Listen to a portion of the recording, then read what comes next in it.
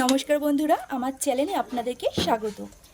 আজকে আমি আপনাদেরকে দেখাবো কিভাবে খুব সহজেই বাড়িতে ইজি পদ্ধতিতে দই ফুচকা বানানো যায়। দই ফুচকা বানানোর জন্য আমি ফুচকা পাঁপড়গুলোকে ভেজে নিয়েছি।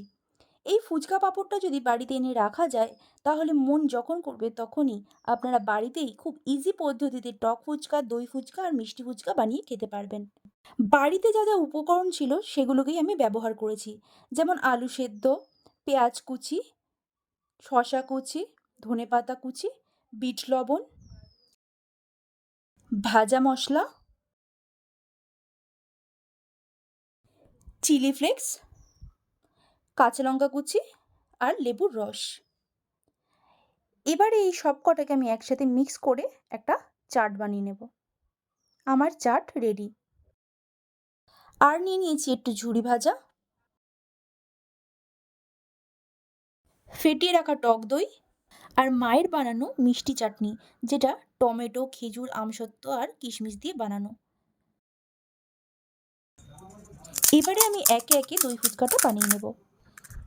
বানিয়ে রাখা চাটটা দিয়ে দিলাম 2 চামচের মতো, 1 চামচের মতো টক দই দিয়ে দিলাম, আর দিয়ে দিলাম 1 চামচের মতো মিষ্টি চাটনিটি। এরপরে এতে ঝুরি ভাজা আর একটু মিষ্টি চাটনি আর ধনেপাতা দিয়ে গার্নিশ করে নিলাম। এইভাবেই ঠিক একে একে সবকটা দই ফুচকা আমি রেডি করে নেব।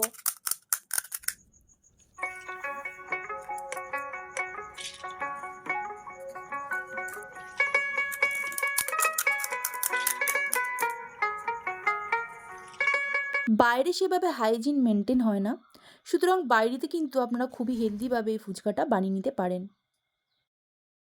আমার ভিডিওটা যদি ভালো লাগে তাহলে কিন্তু অবশ্যই লাইক, শেয়ার আর সাবস্ক্রাইব করে দেবেন।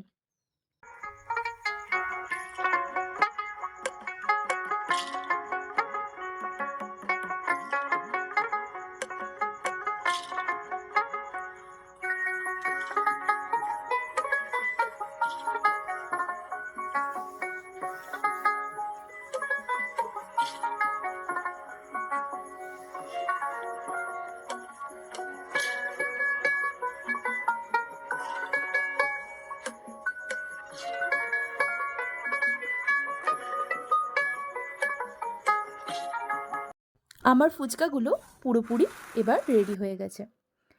আমি আমার ভিডিওটা আজকে এখানেই সমাপ্ত করলাম। ধন্যবাদ।